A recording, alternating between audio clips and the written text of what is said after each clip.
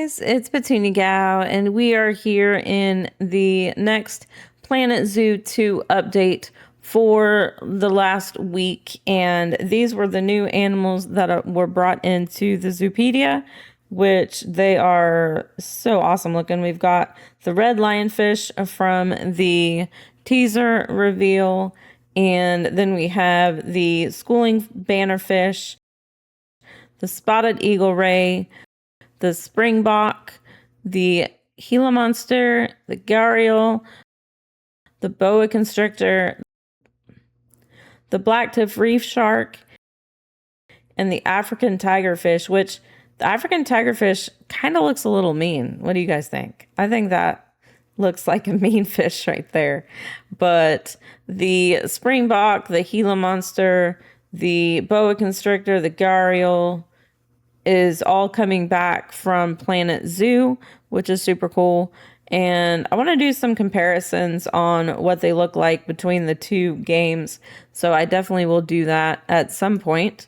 And then we also had some other news with the next feature focus, which was pretty awesome. So we have the awesome Aquatics, which is a pretty cool little deep dive into the aquariums. So here we have the feature focus for the awesome Aquatics. So let's take a look at this. Welcome back. Today we're submerging ourselves in the world of aquariums, looking at how to build these stunning underwater habitats and the unique life that can be found under the surface. Right, let's dive straight in. Our aquariums follow a really similar construction process to our terrestrial habitats, so it won't take long before you've got the hang of building them. Plus, you'll have access to our blueprints, making things even quicker and easier. With our glass tunnels, you can create spectacular views for your guests. It's just like being inside the aquarium, but that's a job we leave to our staff. Our team of experts need an aquarium staff gate to carry out their tasks, allowing our vets to check on the animals and keepers to top up the food. We've got several different types of feeders, so what you'll need depends on who you're feeding. You'll be able to introduce a whole range of aquatic species to your zoos, from turtles to rays and all kinds of fish. We even have sharks. But be aware, not all of our aquatic animals can be mixed. You'll be caring for marine, freshwater, and brackish species, so be sure to set up the appropriate water filtration. This system will also help keep your aquariums clean, along with our diligent keepers, of course. Speaking of diligent staff, here comes the caretaker now with our new red lionfish, Inda. Isn't she gorgeous? But our aquarium, on the other hand, let's get creative.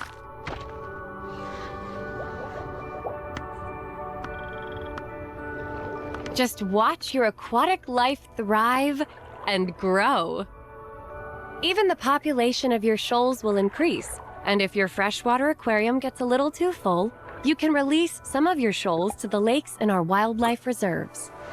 Here's our African tigerfish that we released to the same reserve as our zebra, helping to establish wonderfully diverse ecosystems. Next time, we'll be moving above ground and looking up. Until then, see you soon, zookeepers.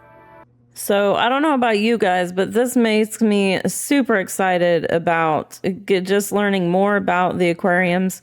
And this right here, this tube makes me think of moon jellies. I've seen some close-up that makes it look just like bubbles, but I'm hoping those are moon jellies in there. That'd be super awesome. But let's see what else we can see here. And the shark just looks awesome. And we've got feature focus, awesome aquatics, super cool. I love the little animations they've done. And then we've got the fact that the aquariums here are pretty much like doing a regular habitat in Planet Zoo. But if you look over here at all of these settings we can change, We've got the window base height, top height, which is what we usually have. But if we look at all these little settings here that we can change, this one was pretty cool because they put this habitat in and it just filled with water automatically. So I'm not exactly sure how that is, but that's pretty awesome the way they did that. And it may just be an editing thing, but these are awesome. These are the underwater tunnels. And it looks like this is just, they're just put in like the rides in Planet Zoo, just with the track that you can put in like that. It looks super easy to put them in, and that's just really awesome. I love that. And then you have the keepers swimming around, getting everything clean, and you see them putting on their aquatic gear here to get in. And I think that's pretty cool. This, I guess, is like some kind of a feeder launcher. I'm not sure. But they did say that you would have to make sure that individual species have their specific feeder that they're going to need, which sounds pretty cool. It sounds a lot more in depth than Planet Zoo. And it sounds cool and kind of worrisome too for me, because I am not hugely into the management part of it. It's a lot for me, but I think it sounds super cool that you have to make sure to have the right stuff in for them. So we've got the cute little turtles, and you did see the baby turtle in the background. Then you have them playing with this little hexagonal toy. Is that what it is? And then the shark is just awesome. The reef shark, such detail and everything like that. And here you see another one of the little info panels. So we are going to have what they are calling brackish water as well, which I think is just like a mixture of salt and fresh water. I'm not exactly sure. But we have a thing here that tells us if this fish is going to be good in this type of water. So just the detail and the management part of this is going to be crazy, I think. But I just think the little info windows here are super helpful, and I think show a lot more in the window than the Planet Zoo. And this filtration network seems really awesome, because I know in Planet Zoo, you only had, you put down the, say, water treatment or the transformer, and you had a radius that it would work in. But this looks like you can pretty much put them anywhere as long as it's hooked up somewhere to power, which is pretty cool. I like this idea. And I'm guessing these are more water treatment, so you have the filtration network for that. And the demand, you have to reach the demand for that. And it's super awesome. I think it looks super cool.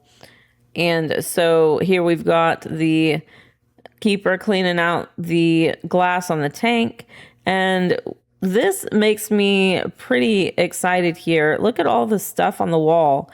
And I'm guessing this is a lot to do with the scaling. Like you could probably, unless this is actually a wall detail. And then you have the sign for the lionfish there, and the tube going up with what is hopefully moon jellies and maybe just bubbles, but I'm hoping moon jellies. We've got the awesome looking red lionfish.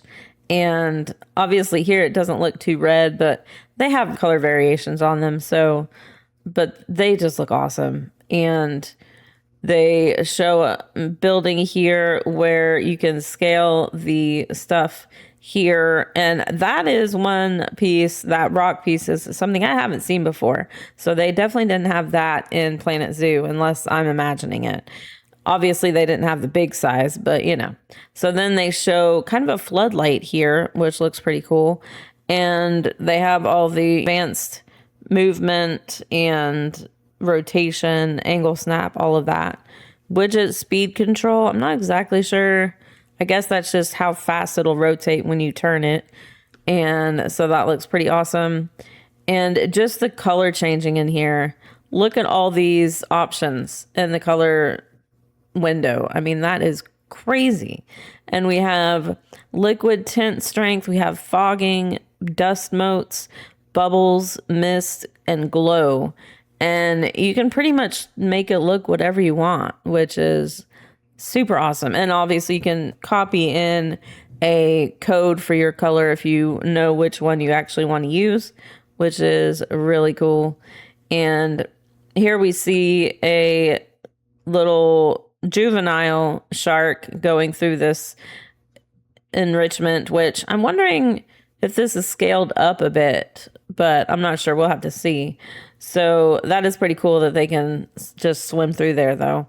Then you see more of the little info panel here, and I don't usually pay much attention to the genealogy part, but it would help if you don't want to do the inbreeding and stuff. And then we have the new African tigerfish shoal, and I love that they put this in because you can also see how they will go off into the wildlife reserves, which, you know, they can just be there with the zebras and whatever else you put in there. But this looks super cool.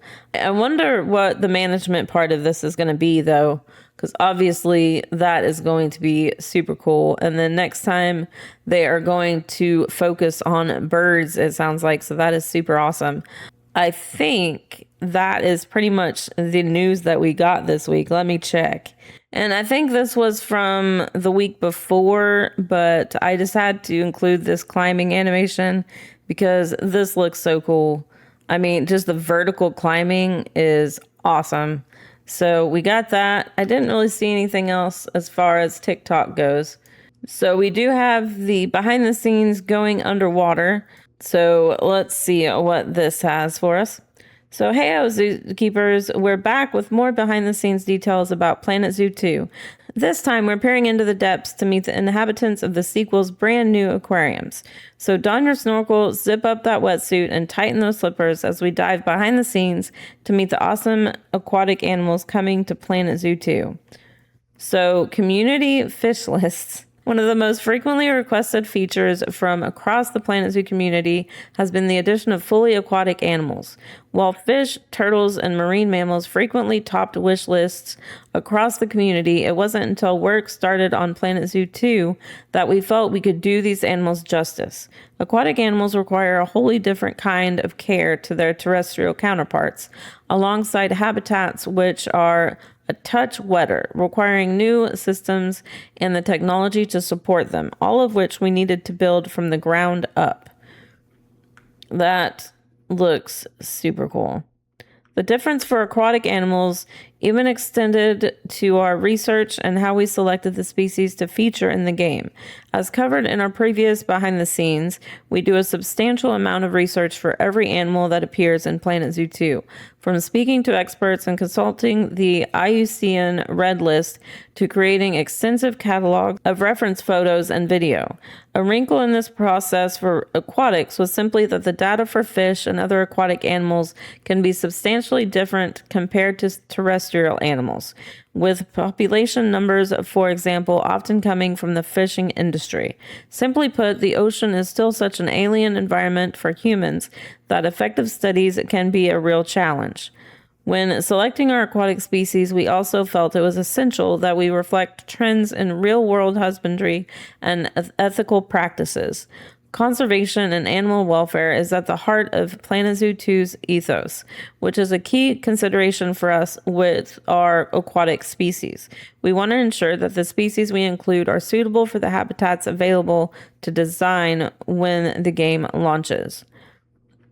And these renderings look super cool. Work in progress, obviously.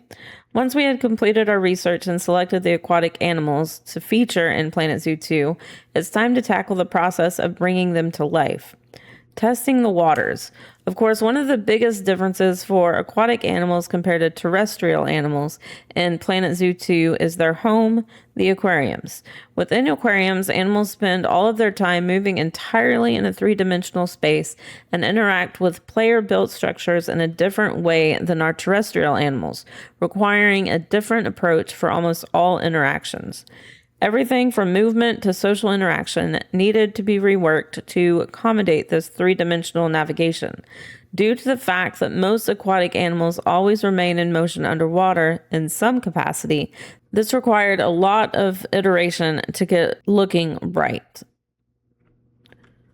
So just the fact that they can do all of this with stuff that you build, they can go through these little enrichment items, or they can also go through arches that you build or rock formations that you make, which is super cool. Most aquatic animals in Planet Zoo 2 have varying preferences as to where in the water column, the relative height of the water they prefer to spend time.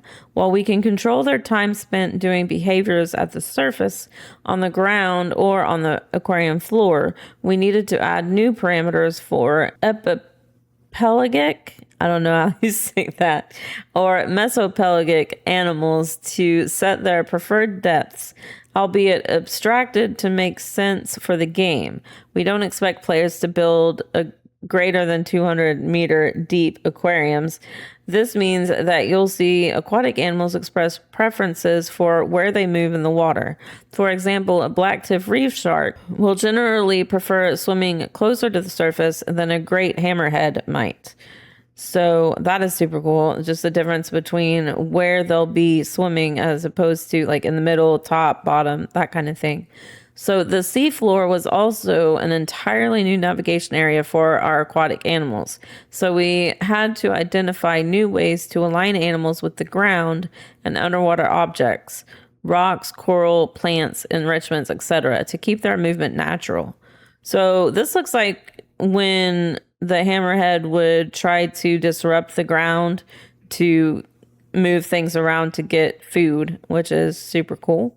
Implementing our aquatic animals led us to ask some unexpected questions like, what exactly does a fish do when it rests?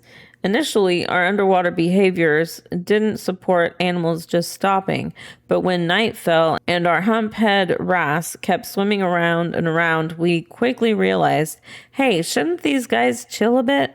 Fish may not traditionally sleep like we do, but they do enter periods of rest and less activity, which we needed to represent in the game.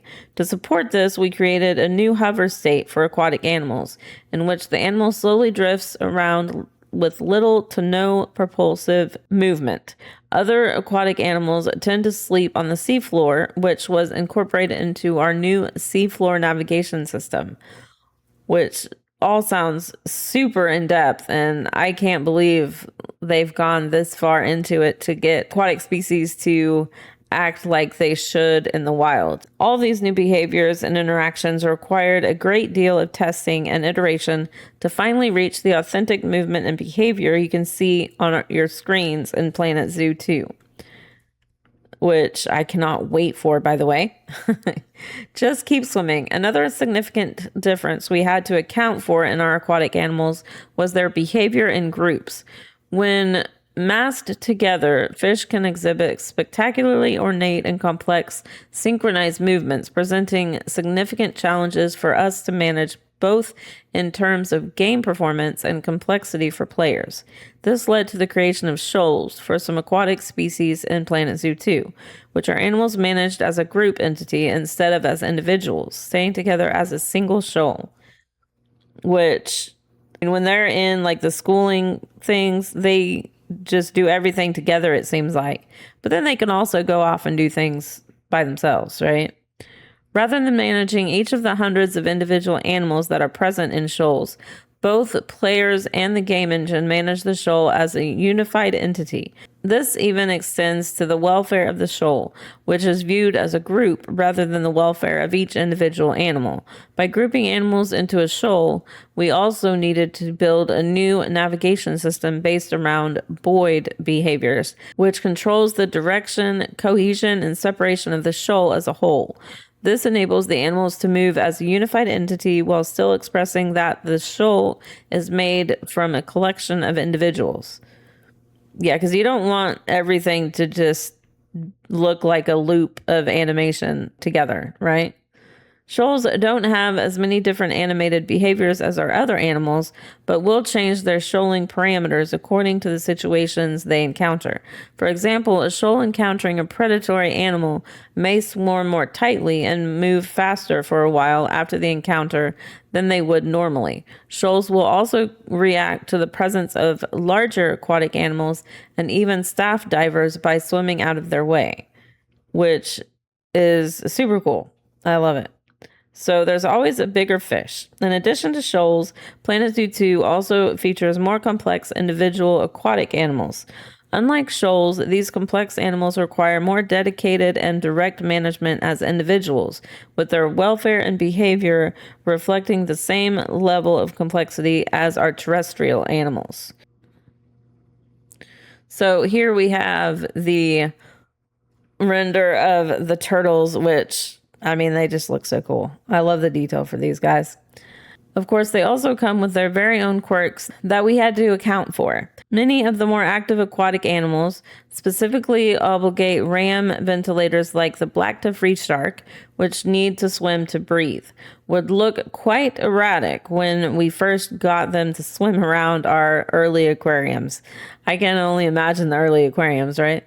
Randomly moving between points within the water body, we discovered that real shark tanks are normally built in a certain way to support their need for long, straight paths without tight turns, such as dumbbell-shaped tanks. And sharks in aquariums tend to maximize their available space by following the edge of the tank. So they really researched a lot of this stuff. It's crazy. To reflect this behavior, known as window surfing, our coders developed a new method that creates paths along the edges of aquariums, denoting the probability of an animal in motion generating its path along barrier segments, rather than picking a random point in the water body. So instead of just swimming in the middle of the tank, they're going to swim around the outside of the tank, which is pretty cool.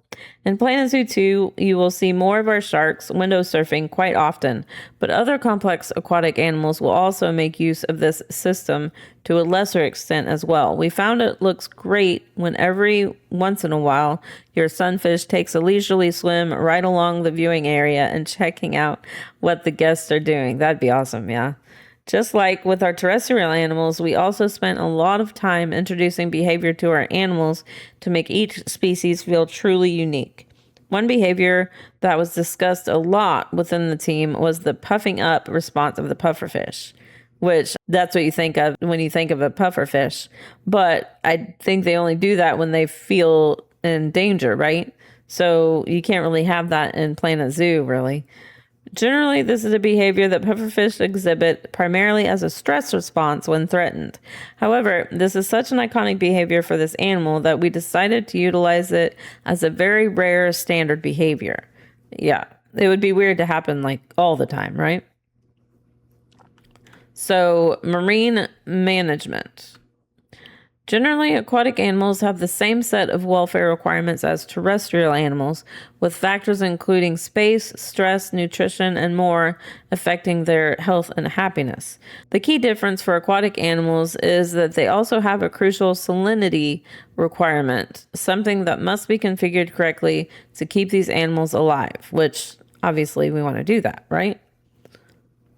To do this, you'll need to place and manage new water filtration network infrastructure around your zoo, configuring and connecting it to your aquariums. You'll also need to manage the water's temperature and cleanliness to keep your aquatic animals in good health. Underwater feeding was also something that needed a little love and attention for Planet Zoo 2. Yeah, because for Planet Zoo, I mean, you just kind of set down a underwater feeder, and most of the time, as far as I can tell, my animals never used it, but it was just there. So for our semi-aquatic animals in the original Planet Zoo, eating food underwater was optional. You could add an underwater feeder, but in its absence, keepers would place food on the ground or the terrestrial part of the habitat. Aquariums obviously don't have that option, so we created a new behavior for staff to generate free-floating feeders to ensure that fully aquatic animals can be fed even if you forget to place a feeding station down for them. Just like our terrestrial animals in Planet Zoo 2 can do with trees and bushes, aquatic animals can also forage from specific aquatic foliage as well. I'm really curious on how that's going to work, because if animals and fish and aquatic animals can eat off of what you build, do you have to replenish it, or does it grow by itself? That'd be kind of interesting to find out. Where a traditional terrestrial habitat may be built with a focus on well-designed wide areas, the challenge to building good aquariums in Planet Zoo 2 lies in their verticality. It'll be down to you to build aquariums that provide everything your aquatic animals need while also giving your guests a good view. So that is super awesome. I love that they're giving us a feature focus and the behind the scenes and all that super cool stuff. So I think that is pretty much all that we had from the last week. Again, they just keep giving us awesome stuff, and I can't wait to see what they have for us this week, right? This may come out on Tuesday, but it may be a little bit later because I've been having internet issues. So I do hope you enjoyed. If you did, definitely hit that thumbs up. Also, hit that subscribe button and the bell to get notified of videos as they come out. If you have any questions, comments, tips, anything like that, leave those down below in the comment section. Love seeing those, and I'll get back with you as soon as I can. And until next time, I hope you have a super blessed night or day wherever you are, and I will see you in the next one. Thanks for watching. Bye, guys.